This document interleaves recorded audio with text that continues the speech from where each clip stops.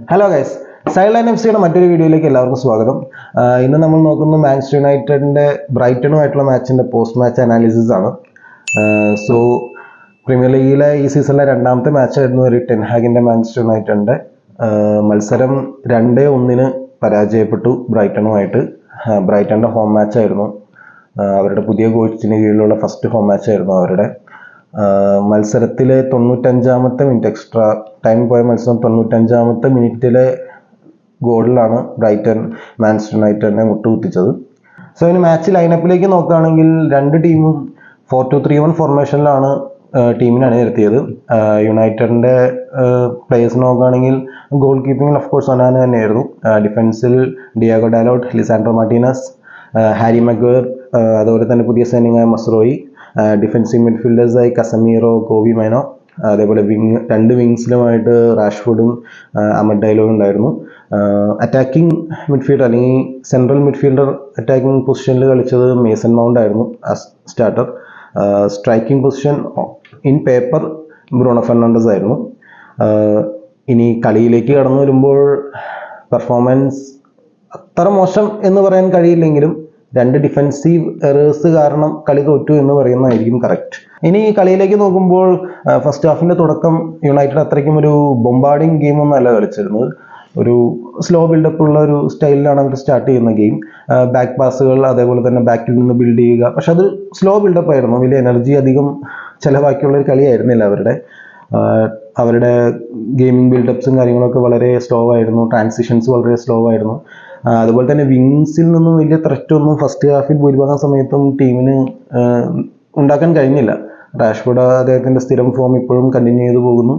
അമഡ് ഡയലോയ്ക്ക് കുറച്ചും കൂടി അദ്ദേഹത്തിന് പ്രൊവൈഡ് ചെയ്യണമായിരുന്നു. ഫസ്റ്റ് ഹാഫിൽ അദ്ദേഹത്തിന് അത്രയ്ക്കും കോൺട്രിബ്യൂട്ട് ചെയ്യാൻ കഴിഞ്ഞില്ല വിങ്ങിൽ നിന്നും.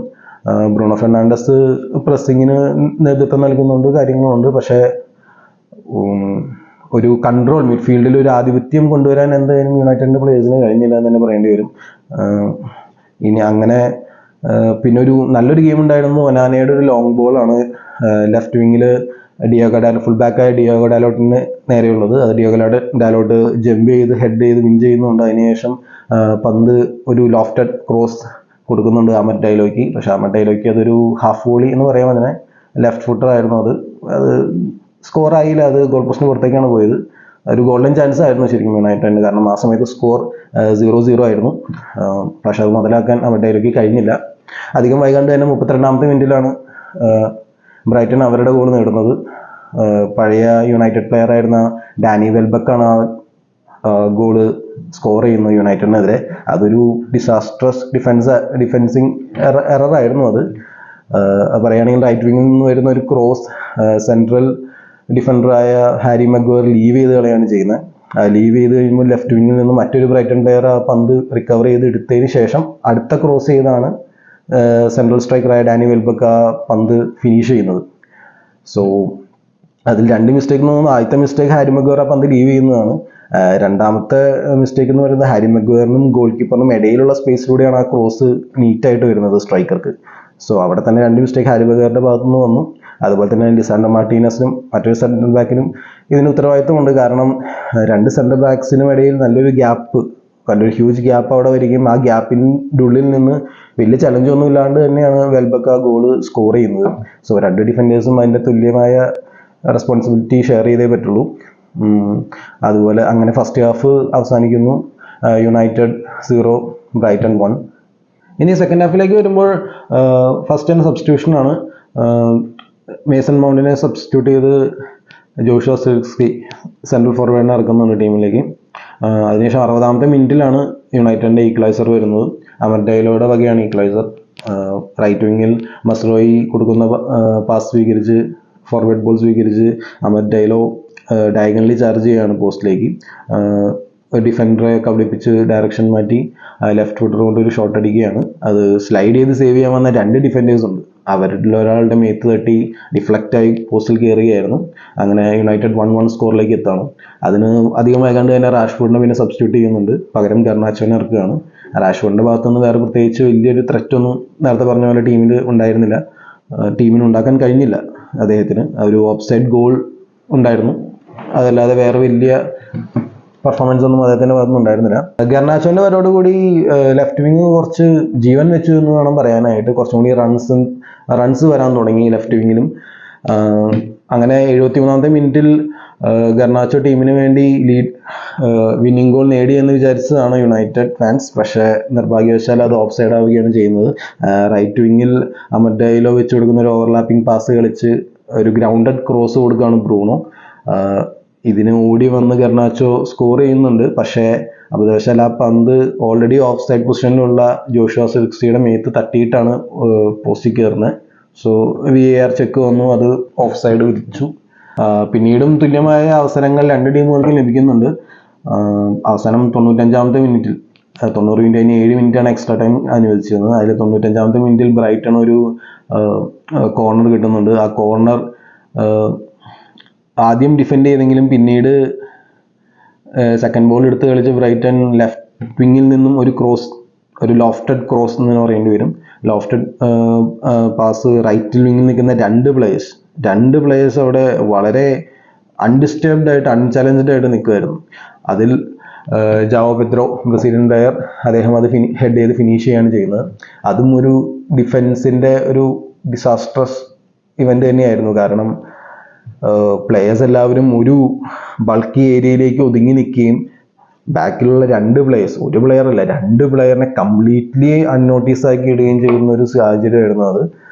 അങ്ങനെ ഡിഫൻസിന്റെ മറ്റൊരു മാസ്റ്റർ സ്ട്രോക്കിൽ ബ്രൈറ്റൺ അവരുടെ വിന്നിംഗ് ഗോൾ നേടി ഫെർജി ടൈമിൽ എന്ന് പറയുന്നതായിരിക്കും ശരി.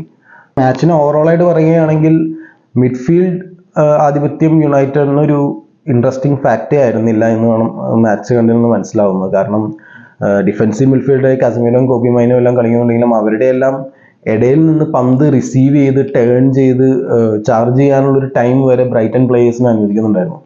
ബ്രൈറ്റൺ ഒരു ഡിഫൻസീവ് ഗെയിം അല്ല കളിച്ചത്, അവരൊരു ഹൈ ലൈൻ വെച്ചാണ് കളിച്ചത്. പക്ഷെ അതൊരു നല്ലൊരു അറ്റാക്കിംഗ് സൈഡുള്ള യുണൈറ്റഡിന് അതൊന്ന് ക്യാപിറ്റലൈസ് ചെയ്ത് തിരിച്ച് ഗോൾ സ്കോർ ചെയ്യാനായി കഴിഞ്ഞില്ല എന്ന് പറയുന്നത് വളരെ ക്ഷീണമാണ്. ഇനി അതേപോലെ നോക്കുകയാണെങ്കിൽ പ്ലെയേഴ്സിന്റെ എനർജി ഇത്രയും വേഗം ഗോൾ സ്കോർ ചെയ്യുക, ഇപ്പം നമ്മൾ 1-0 നിൽക്കുക അല്ലെങ്കിൽ 1-1, 2-1 എന്ന പൊസിഷനിലേക്ക് എത്തി. ഇപ്പം 95ാമത്തെ മിനിറ്റ് കഴിഞ്ഞാലും അവസാനം 2 മിനിറ്റ് കിട്ടും. ആ ഒരു സമയത്തും കാണിക്കേണ്ട ഒരു എനർജി ഉണ്ട് പ്ലെയേഴ്സ്. എങ്ങനെയെങ്കിലും ഒരു ഗോൾ അടിക്കുക, അതിനുള്ളൊരു ആവേശം, അതൊന്നും പ്ലെയേഴ്സിനെ കണ്ടതായിട്ട് തോന്നുന്നില്ല. പ്ലെയേഴ്സ് വളരെ എനർജി ഇല്ലാത്ത പോലെ തന്നെ വാശിയില്ലാതെ കളിക്കുന്ന പ്ലെയേഴ്സായിട്ട് തോന്നിയിരുന്നു. സ്റ്റാറ്റ്സിലെല്ലാം മുന്നിട്ട് നിന്നത് മാഞ്ചസ്റ്റർ യുണൈറ്റഡ് തന്നെയാണ്. പക്ഷേ 2 ഡിഫൻസീവ് എറേഴ്സ് അവർ 3 പോയിന്റ് നഷ്ടപ്പെടുത്തി എന്ന് തന്നെ കറക്റ്റായിട്ട് പറയേണ്ടി വരും. പക്ഷേ ഇനി അറ്റാക്കിംഗ് സൈഡിലേക്ക് നോക്കുകയാണെങ്കിലും ടീം കുറച്ചും കൂടി അറ്റാക്കിംഗ് ഫ്രീക്വൻസി കൂട്ടേണ്ടതുണ്ട്. കാരണം അറ്റാക്കിംഗ് പ്ലെയേഴ്സ് അത്യാവശ്യം യുണൈറ്റഡിന് ഇപ്പോൾ ഉണ്ട്, പക്ഷേ അവരുടെ അറ്റാക്കിംഗ് ഫ്രീക്വൻസി അത് കൂടുന്നില്ല എന്ന് തന്നെയാണ് കാണുന്ന മാച്ചിൽ. വിങ്സ് വഴിയുള്ള അറ്റാക്ക് വളരെ മോശമായിരുന്നു ഫസ്റ്റ് ഹാഫിൽ. നേരത്തെ പറഞ്ഞ ഫസ്റ്റ് ഹാഫിൽ വളരെ മോശമായിരുന്നു. വിങ്സിൽ നിന്നുള്ള ത്രെറ്റ്സ് ഫീൽ ചെയ്യുന്നില്ല. 1-on-1 സിറ്റുവേഷൻസ് വിന്നി ചെയ്യാത്തൊരു അവസ്ഥ വരുന്നു. അതേപോലെ തന്നെ ഡിഫൻസിലേക്ക് വരുമ്പോൾ ഡിഫൻസീവ് എറേഴ്സ് മാഞ്ചസ്റ്റർ യുണൈറ്റഡിന് പുതിയൊരു കാര്യമല്ല, കുറേ കാലമായിട്ട് നടന്നുകൊണ്ടിരിക്കുന്ന ഒരു കാര്യമാണ്.